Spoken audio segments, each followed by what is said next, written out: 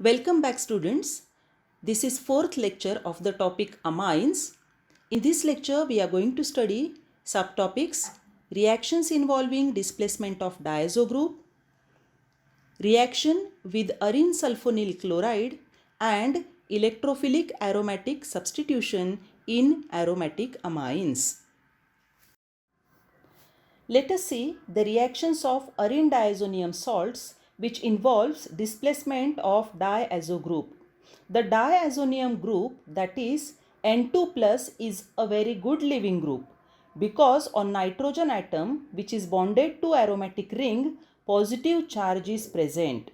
So arene diazonium salt undergoes nucleophilic substitution reaction. Let us discuss the first reaction, Sandmeyer's reaction.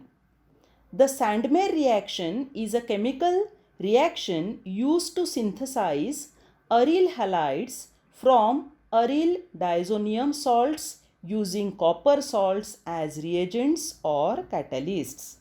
When arene diazonium salt is treated with cuprous chloride in presence of HCl, chlorobenzene is formed. इथे N2 plus हा best living group आहे. तो नायट्रोजनच्या फॉर्ममध्ये निघून जाईल. हा copper या x minus बरोबर कंबाईन होईल आणि हा Cl बेन्झीन रिंगला जोडला जाईल आणि क्लोरोबेन्झीन तयार होईल. Let us see the second example. Arene diazonium salt is treated with copper bromide in presence of HBr and bromobenzene is formed. And when arene diazonium salt is treated with copper cyanide, cyanobenzene or benzonitrile is formed. Next reaction is Gattermann reaction. In this reaction, arene diazonium salt reacts with copper powder in presence of corresponding halogen acid to form aromatic halide. It is a substitution reaction. आता reaction बघू. arene diazonium salt, copper powder आणि HCl बरोबर react होईल. N2 plus हा नायट्रोजनच्या फॉर्ममध्ये निघून जाईल आणि हा Cl बेन्झीन रिंगला अटॅच होईल आणि क्लोरोबेन्झीन तयार होईल. सेकंड रिॲक्शनमध्ये HBr वापरला आहे म्हणून प्रॉडक्ट आहे bromobenzene. Next reaction is iodo arene formation reaction.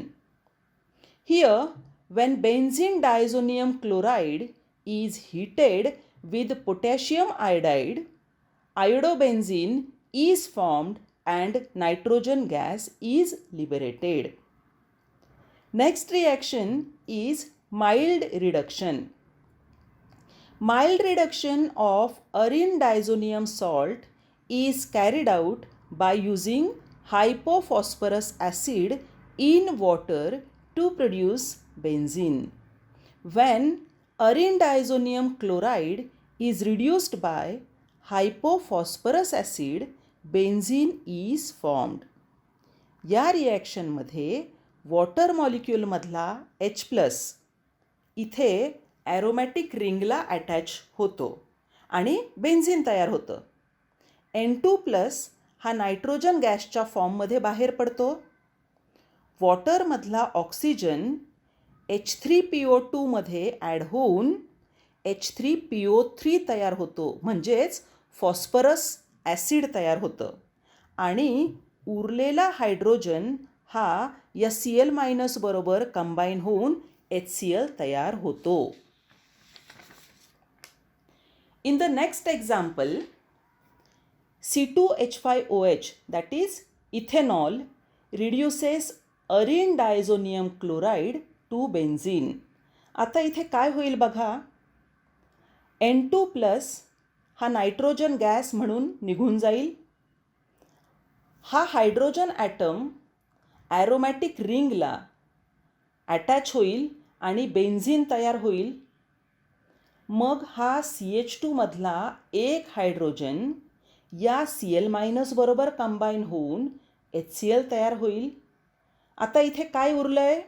इथे उरलंय CH3CHO म्हणजेच ॲसिटाल्डिहाइड. ॲसिटाल्डिहाइड इथे तयार झालंय. Next reaction is phenol formation. When benzene diazonium chloride reacts with water at 283 Kelvin temperature, phenol is formed. N2 plus is good living group. तो nitrogen gas त्याच्यापासून तयार झाला. आता वॉटरमधला H प्लस हा Cl मायनस बरोबर कंबाईन झाला आणि HCl तयार झालं आणि OH मायनस डायरेक्ट ॲरोमॅटिक रिंगला अटॅच होतो आणि फिनॉल तयार होतं. Here we have completed reactions involving displacement of diazo group. Now let us see the next reaction, that is reaction with arene sulfonyl chloride. The reagent benzene sulfonyl chloride is used in this reaction. This is known as Hinsberg's reagent. This reaction is a test for detection of primary, secondary and tertiary amines. Let us see the action of Hinsberg's reagent on primary amine. When ethylamine reacts with benzene sulfonyl chloride, N-ethyl benzene sulfonamide is formed. Here, nitrogen has lone pair of electrons. It will attack on this sulfur because it is attached to oxygen and chlorine atom which are electronegative. So this sulfur is electropositive. इथे reaction कशी होते ते बघू आपण. हा nitrogen या सल्फरवर attack करेल कारण नायट्रोजनवर लोन पेअर ऑफ इलेक्ट्रॉन्स आहे आणि हा सल्फर इलेक्ट्रोपॉझिटिव्ह आहे. इलेक्ट्रोपॉझिटिव्ह का आहे तर तो 2 इलेक्ट्रोनिगेटिव्ह ॲटम बरोबर जोडलेला आहे, ऑक्सिजन आणि क्लोरीन बरोबर. नायट्रोजन आणि सल्फर यांच्यामध्ये बॉन्ड तयार होईल आणि हा Cl इथून निघून जाईल कारण तो गुड लिव्हिंग ग्रुप आहे. आता नायट्रोजन इलेक्ट्रॉन पेअर देईल आणि त्याच्यावर पॉझिटिव्ह चार्ज येईल. इलेक्ट्रॉन पेअर दिल्यानंतर नायट्रोजनवर पॉझिटिव्ह चार्ज येतो. मग ह्या हायड्रोजनकडून तो इलेक्ट्रॉन्स घेतो आणि न्यूट्रल होतो आणि हा हायड्रोजन या Cl मायनस बरोबर जो इथून निघून गेला होता त्याच्याबरोबर कंबाईन होऊन HCl तयार होतो. ह्या तयार झालेल्या N-ethyl benzene sulfonamide मधला हा हायड्रोजन ॲटम जो आहे तो स्ट्रॉंगली ॲसिडिक आहे. जेव्हा N-ethyl benzene sulfonamideची NaOH बरोबर रिॲक्शन होईल तेव्हा सॉल्ट तयार होतो जो अल्कलीमध्ये सोल्युबल असतो. Now let us see the action of Hinsberg reagent on secondary amine. When diethylamine reacts with benzene sulfonyl chloride, it gives N-diethyl benzene sulfonamide, which does not contain any hydrogen atom attached to nitrogen atom. Therefore, it is not acidic and is insoluble in alkali.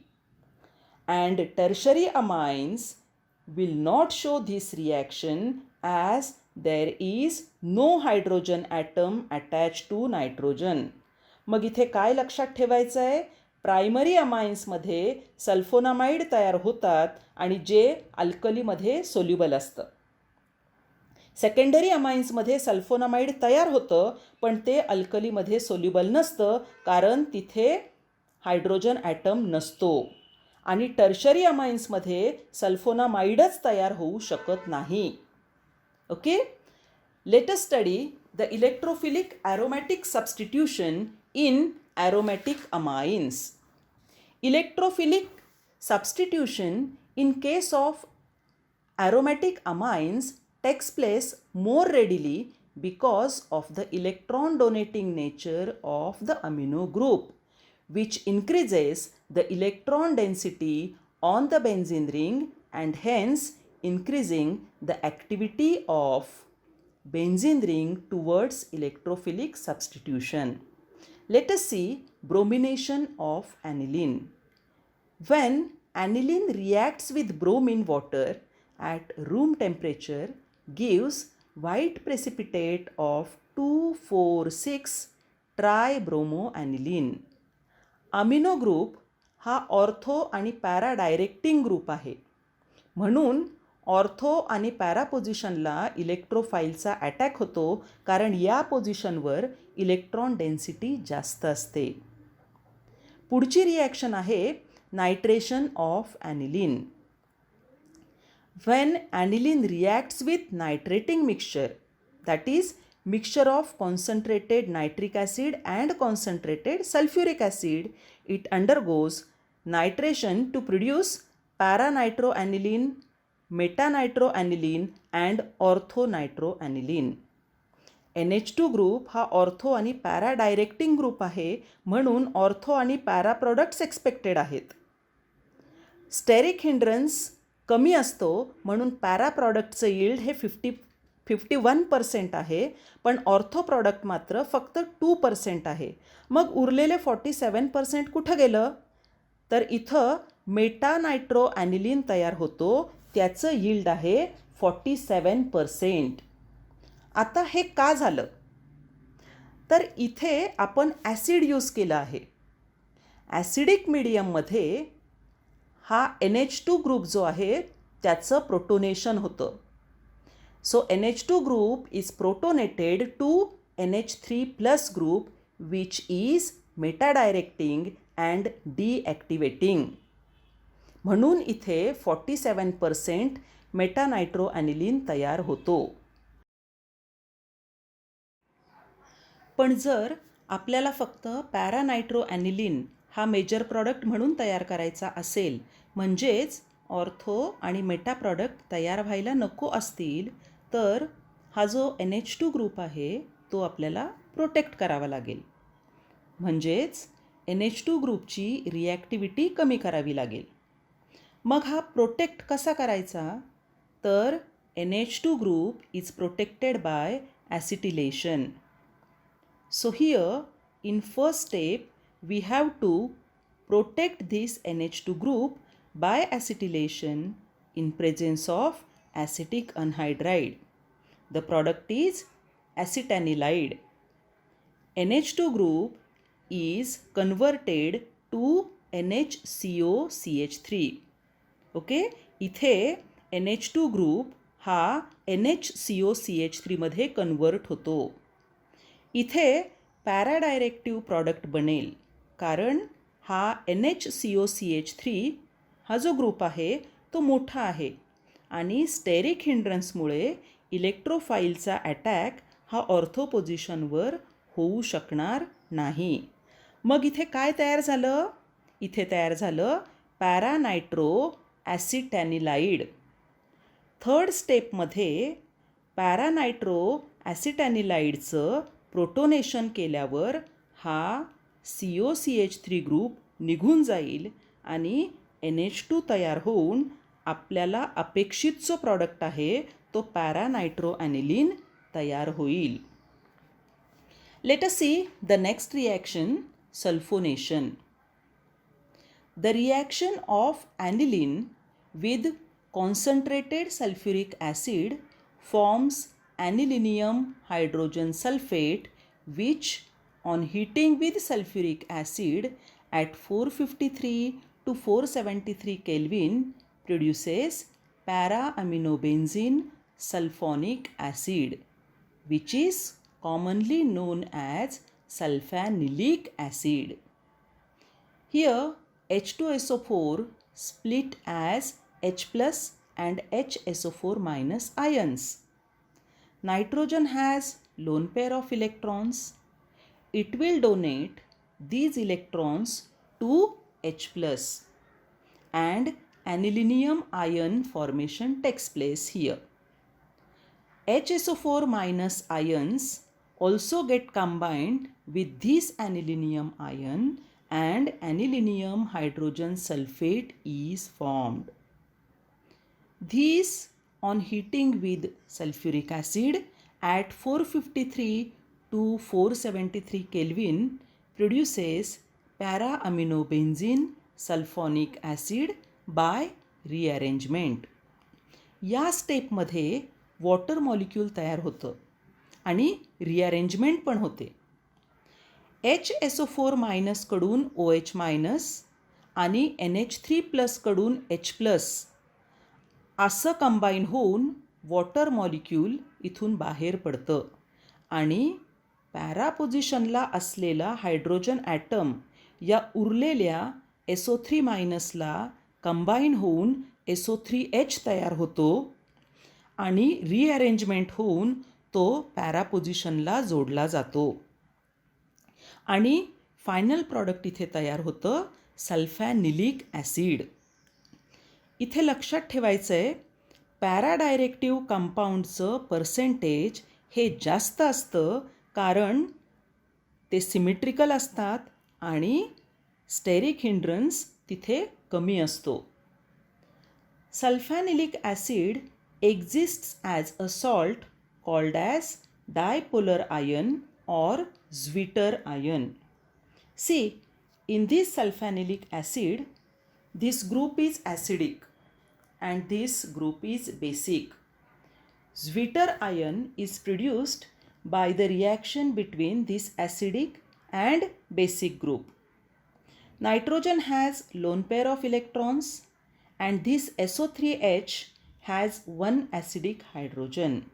So here interchange takes place and this nitrogen donate the lone pair of electrons to hydrogen and hydrogen combine with nitrogen and this final product is formed which is called as a Zwitter ion. Here we have completed our 13th topic, amines.